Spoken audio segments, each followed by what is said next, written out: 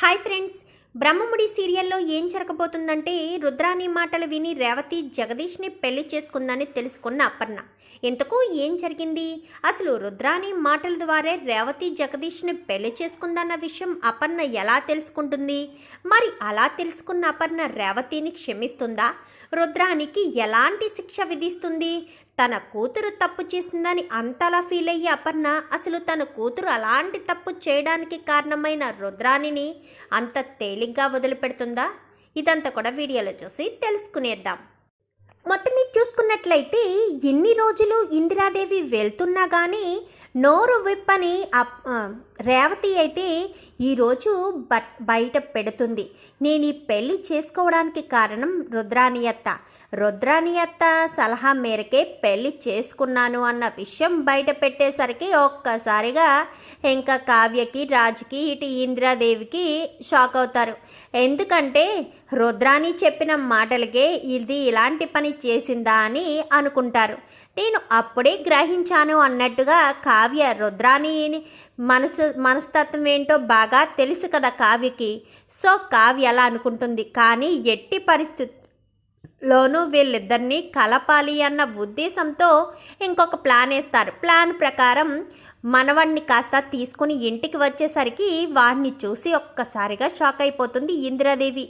రేవతి అంటేనే మండుపడుతుంది. ఇప్పుడు రేవతి కొడుకే వీడన్న విషయం తెలిస్తే అపర్ణ ఊరుకుంటుందా అని టెన్షన్ పడుతూ ఉండగా ఈలోపు ఇంకా అప్పును స్వప్న అయితే ఈ పిల్లోడిని ఎక్కడో చూసినట్టుందే అంటూ జ్ఞాపకం తెచ్చుకునే లోపే కావ్య నోటి మీద వేలు వేసేసరికి ఎక్కడో చూసినట్టు ఉంది కానీ గుర్తు రావట్లేదు లెక్క అని చెప్పి ఇద్దరు కూడా కవర్ చేసుకుంటారు.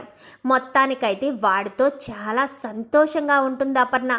వాడితో ఉన్నంతసేపు కూడా తెగ నవ్వుతూనే ఉంటుంది. వాడి మాటలకి, వాడి చేష్టలకి అపర్ణ ఆనందానికైతే అవధులు ఉండవు.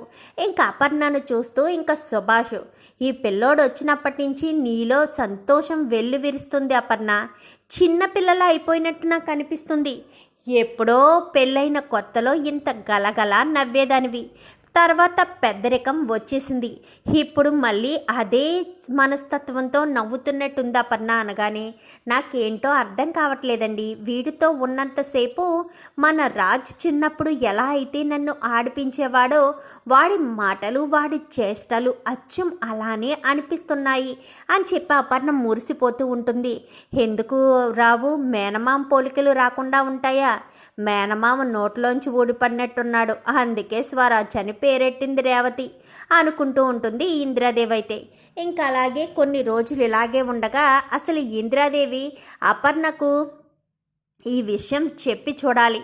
అప్పుడు అపర్ణ ఎలాంటి డెసిషన్ తీసుకుంటుందో తెలుసుకోవాలి అని చెప్పి అపర్ణ అయితే రేవతి గురించి కదిలించడం మొదలు పెడుతుంది. అత్తయ్య, మీరు పెద్దవారని నేను మిమ్మల్ని ఏమీ అనలేకపోతున్నాను. ఆ రేవతి గురించి నా దగ్గర ఎత్తొద్దని అత్తయ్య, అది చచ్చి 15 సంవత్సరాలైంది అని చెప్పాను. కానీ చూడు అపర్ణ, నువ్వు ఎంత కాదనుకున్నా తను నీ కూతురు అక్కడ కష్టాలు పాలు పడుతుంటే నువ్వు ఇక్కడ సంతోషంగా భోగభాగ్యాలు అనుభవిస్తావా అనగానే ఎవరు చేసుకున్న కర్మకు వాళ్ళే అనుభవించాలి కదత్తయ్య శిక్ష. అది ఆ డ్రైవర్ని పెళ్లి చేసుకున్నందుకు అనుభవించని అని చెప్పాను. కానీ నిజానికి అసలు రేవతికి ఆ ఉద్దేశం లేకపోతే మిమ్మల్ని ఒప్పించి మీరు ఒప్పుకున్న తర్వాతే పెళ్లి చేసుకోవాలని ఆలోచన ఉంటే మధ్యలో రేవతికి ధైర్యం ఇచ్చిదంతా చేసుండొచ్చు కదా అని చెప్పాను. కానీ ఏం మాట్లాడుతున్నారు అత్తయ్య అని చెప్పాను. కానీ చూడపర్ణ, ఒక్కసారి ఆలోచించు. నీ నిర్ణయం లేకుండా, నీకు చెప్పకుండా ఎలాంటి నిర్ణయమైనా తీసుకుంటుందా? చదువు విషయమే కాదు, డ్రెస్ విషయమే కాదు, ఏదైనా సరే రేవతి నీకు చెప్పకుండా నిర్ణయం తీసుకుంటుందా? తను కొంచెం భయస్తురాలు, టెన్షన్ పడుతుంది. ఎవరొకరు సపోర్ట్ లేనిదే ముందుకు వెళ్ళదు. ప్రేమ విషయం అంటావా? వయసులో ఉన్న ప్రతి ఒక్కరు చేస్తారు. తనకు జగదీష్ మనస్తత్వం నచ్చింది. ఇది కొంచెం దూకుడుగా ఉండడం, జగదీష్ కొంచెం నెమ్మదస్తుడుగా ఉండడంతో బాగా నచ్చింది. ఇష్టపడింది, పెళ్లి చేసుకోవాలనుకుంది. కానీ నీకు చెప్పకుండా అంత తొందరగా నిర్ణయం ఎందుకు తీసుకుంటుంది? ఎందుకు పెళ్లి చేసుకుని వస్తుంది? ఒక్కసారైనా ఆలోచించావా అని చెప్పనేసరికి ఇంకా దాని గురించి నేనేమీ ఆలోచించలేనత్తయ్య. తప్పు చేసేసింది, తప్పు జరిగిపోయింది. ఇంకా దాని గురించి ఆలోచించి టైం వేస్ట్ చేసుకోవడం తప్ప వేరే ఉద్దేశం లేదు అని చెప్పాను. కానీ తప్పు చేస్తున్నావు అపర్ణ. అసలు రేవతి ఇదంతా ఎందుకు చేసిందో తెలుసా? రేవతిని పెళ్లి చేసుకోమని మోటివేషన్ ఎవరు చేశారో తెలుసా అనగానే, ఎవరు చేశారు అత్తయ్య అని చెప్పాను. కానీ ఇంకెవరు ఉంది కదా, లంకకు ముందు లంకినీలా మన ఇంట్లో ఉంది కదా శూర్పణఖ అని చెప్పాను. కానీ ఎవరు? రుద్రానియా అని చెప్పనేసరికి అవును అని చెప్పాను. కానీ ఏం మాట్లాడుతున్నారు అత్తయ్య అని చెప్పాను. కానీ నేను ఆల్రెడీ రేవతిని అడిగాను, మీ అమ్మా నాన్నలకు చెప్పకుండా ఎప్పుడు ఎలాంటి నిర్ణయం తీసుకొని నువ్వు ఎందుకంత అలా నిర్ణయం తీసుకున్నావు? మీ అమ్మా నాన్న మాట కాదని ఎందుకంత తొందరపాటు నిర్ణయంగా పెళ్లి చేసుకున్నావు అని అడిగితే అప్పుడు చెప్పింది రేవతి, నేను కావాలని పెళ్లి చేసుకోలేదు నానమ్మ, నేను అమ్మా నాన్నలను ఒప్పించే పెళ్లి చేసుకోవాలనుకున్నాను. కానీ అలా పెళ్లి చేసుకోకుండా ఉంటే రుద్రానికి రావాల్సిన వాటా ఎక్కడ రాకుండా పోతుందో, దాని కొడుకు ఇంట్లో ఉండి ఎక్కడ కాకుండా పోతారో అని ఇదంతా చేసింది.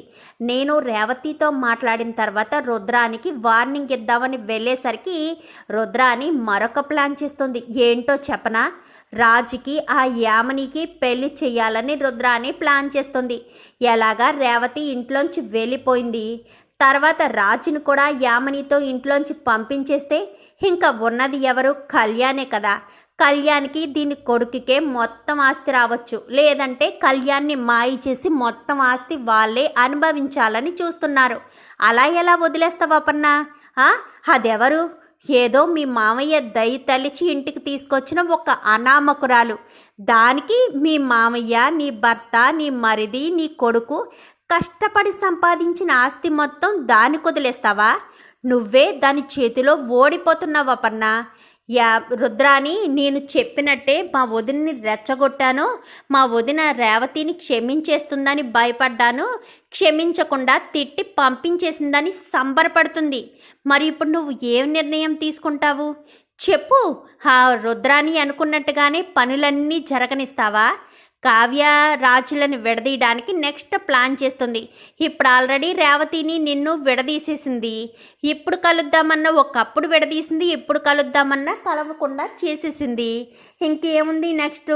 యామనికి రాజుకి ఏదో రకంగా ముడిపెట్టేస్తుంది. అప్పుడు ఉండేది ఆవిడగారే కదా.